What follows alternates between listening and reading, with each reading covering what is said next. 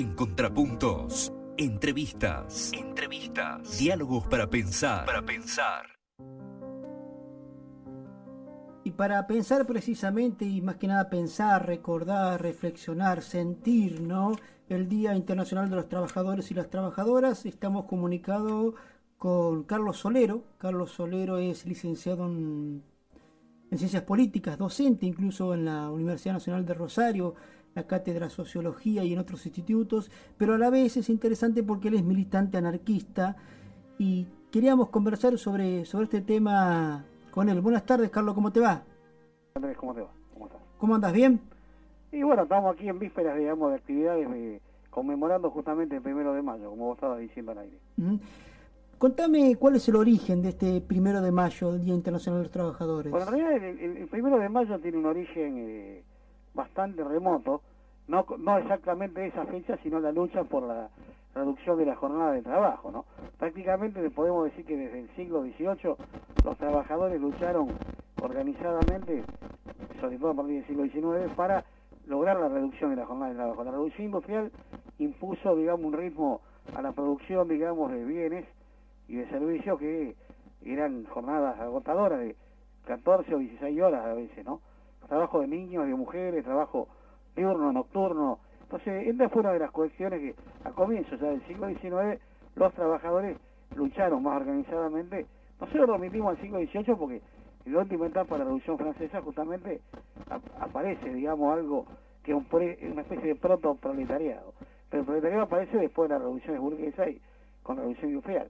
Esa lucha, digamos, emblemática del 1 de mayo remite más que nada a acontecimientos que ocurren de este lado del Atlántico, donde habían migrado al norte de América miles de trabajadores de Europa Central, de Alemania, de Francia, es decir, los derrotados de la Comuna de París de 1871, los perseguidos por el zarismo en Rusia y los perseguidos por Bismarck en Alemania. Entonces, es justamente Estados Unidos el lugar donde se va a dar un movimiento de trabajadores que se van a organizar en sociedades de resistencia, en sindicatos, con orientación socialista, anarquista principalmente, para pedir por las 8 horas de trabajo. En 1886 ya el movimiento obrero norteamericano tenía cierto grado de madurez, pero la virulencia, digamos, de la represión patronal, de la represión de los capitalistas, era tan grande que justamente también la respuesta era una respuesta violenta, ¿no? De ahí viene aquella famosa frase que en los años 70 se popularizó, que la violencia de arriba engendra la violencia de abajo. Justamente los trabajadores que van de ahora adelante, las jornadas de mayo de 1886, son los que van a casi acuñar esa frase. Eran editores de periódicos en alemán, sobre todo. Fíjate que la mayoría de los llamados mártires de Chicago son alemanes, justamente, ¿no? Y escriben los periódicos en ese idioma. Eso da también la idea de la cantidad de trabajadores inmigrantes de esa nacionalidad. ¿Qué va a pasar? Bueno, el 1 de mayo se convoca a una manifestación y en Hardbaker Square va a haber una represión sangrienta, luego de una provocación de agentes policiales que tiene una bomba, y el 4 de mayo se va a convocar otro mitin, y en realidad las jornadas son las del 4 de mayo de 1886, que es la que produce la otra represión y la gran redada de los militantes anarquistas, ¿no? Que, como hemos evocado contigo, en noviembre del año pasado, es noviembre el momento en que son ejecutados estos militantes anarquistas, o bien, como uno de ellos se va a suicidar en la prisión con un cartucho de dinamita porque no admite, digamos, la prisión, la pérdida de su libertad, ¿no? En realidad, digamos, yo creo que lo importante es, como decís vos, recordar, evocar y ver cómo hay cosas que han transcurrido 2 años y se mantienen casi igual, ¿no? Estaba prohibida la agremiación de los trabajadores en Estados Unidos en aquel momento. Bueno, ahora el año en curso vemos que el estado de Wisconsin se ha sancionado una ley que también prohíbe a los trabajadores reclamar por sus derechos y organizarse para reclamar por estos derechos. Cosa que se puede extender a otros estados de la Unión, digamos, y esto justamente ha despertado la furia de muchos trabajadores que se han manifestado en las calles de Estados Unidos. Pero sobre todo el 1 de mayo creo que en 2011 tiene otra connotación, ¿no? Y es la agitación que se da a nivel mundial. Inclusive, o sea, Grecia, España, Inglaterra, Francia, Alemania misma, por diversos motivos, y la agitación dentro del mundo árabe, que creo que la quieren teñir de cuestiones religiosas y demás, pero tiene que ver con el hartazgo de los pueblos, ¿no? Primero de mayo tiene que ver con el sentimiento de libertad de los pueblos, para terminar con el sistema capitalista, básicamente, ¿no? En 1890 creo que se realizó un gran acto en distintas partes de Argentina, ¿no? Algo así puede ser, ¿no? Así es, en realidad en 1890 va a ser la primera celebración, no en términos de festejo, sino digamos de recordación, de conmemoración, de memorar juntos.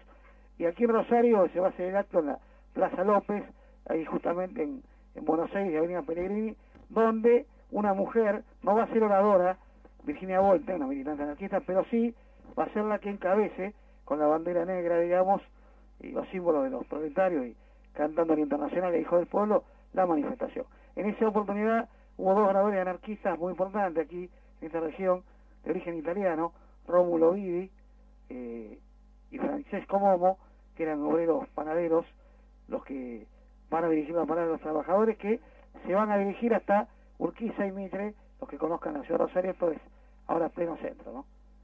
Pero bueno, va a haber un acto también en Buenos Aires donde van a confluir anarquistas y socialistas, y justamente allí, en esa conmemoración, también va a haber una evidente ruptura, digamos, porque la perspectiva del socialismo era más bien una vía legalitaria, ¿no? O sea, colocar parlamentarios de origen obrero, y los anarquistas decían que no, que lo que había que hacer era abolir el sistema capitalista, ¿no?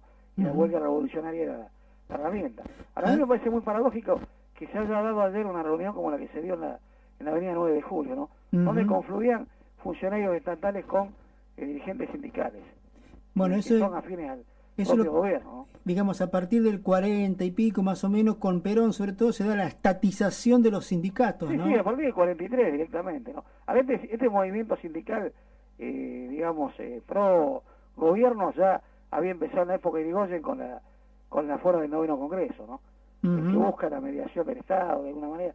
El acercamiento del Estado comienza en la época de Irigoyen. Lo que Perón hace es sistematizar la cooptación de los dirigentes sindicales a partir del 43, ¿no? Pero también hay que decirlo con todas las letras, había un movimiento proclive a esto, el llamado sindicalismo, corriente sindicalista, que venía de los años 20, ¿no? Esto quedó en evidencia en los conflictos como el de la Semana de Enero del 19 y demás, ¿no? Lo que hizo Perón fue más que nada darle si se quiere, el formato que va a terminar de adquirir en la época de Frondizi. Lo que hace Perón es encuadrar al movimiento sindical y justamente quitarle el carácter internacionalista que tenía, revolucionario y anticapitalista, para domesticarlo a través de la doctrina social de la Iglesia, a través de algunas prebendas que le da a los dirigentes, a través de la sanción de leyes que había impulsado el socialista Alfredo Palacio y que nunca había sido tratada.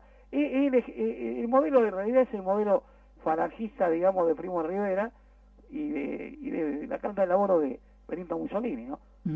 Tiene más que ver con eso. Ahora, en realidad, el pacto que hizo con Perón, digamos, con Frondizi, es el que va a generar el modelo sindical que nosotros tenemos hasta el presente, con prácticamente un monopolio de la Confederación General de Trabajo, ¿no?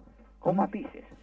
A Rosario se lo conoció, incluso acá también, por ahí poco se habla en el sur de Santa Fe, de lo que se llamó la Barcelona Argentina. Claro, la Barcelona Argentina porque era prácticamente una meca del anarquismo, sobre todo por la cantidad de centros sociales, de estudios sociales, de bibliotecas populares, de sociedades de resistencia, de periódicos, de cuadros filodramáticos y demás, ¿no? Era la Barcelona Argentina porque era el lugar donde más cantidad de anarquistas había, se diría, casi en la región, ¿no? Además, pensemos que era una ciudad con 70% de origen inmigratorio, ¿no? En su población. Claro. Y ahora, también es importante distinguir que estamos conmemorando, como dijiste vos, el Día Internacional de los Trabajadores, ¿no?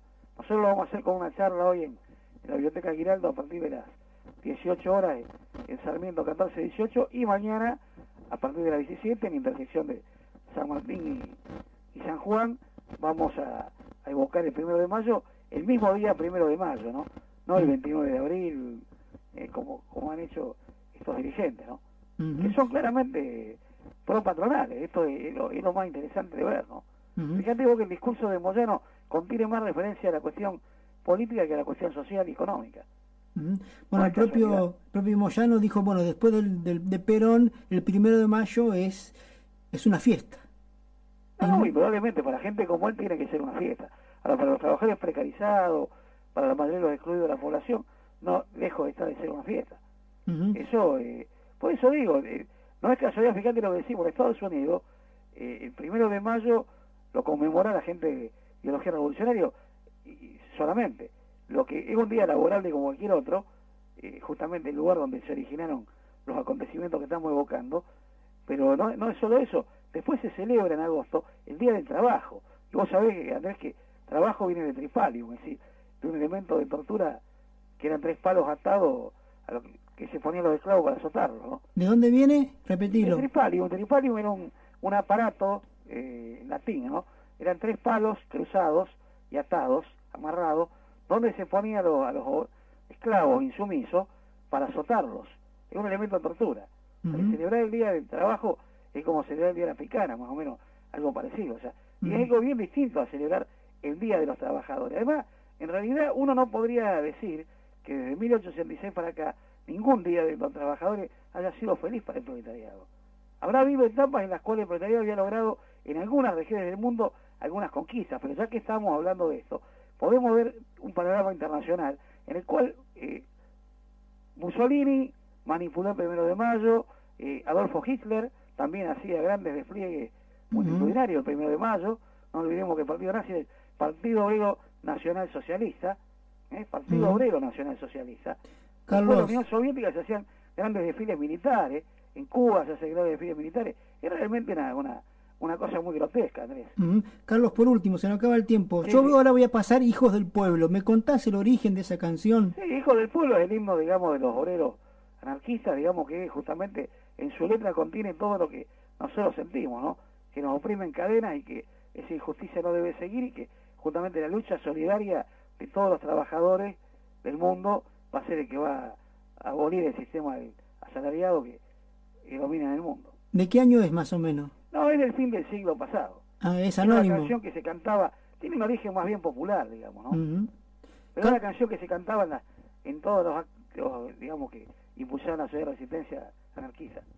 Gracias, Carlos Solero, por tu tiempo aquí en Contrapuntos. Muchas gracias, Andrés, por llegar a toda tu audiencia y a vos, como siempre, un fraternal saludo. Un abrazo. Hasta luego. Carlos Solero, licenciado en Ciencias Políticas y a la vez, docente universitario.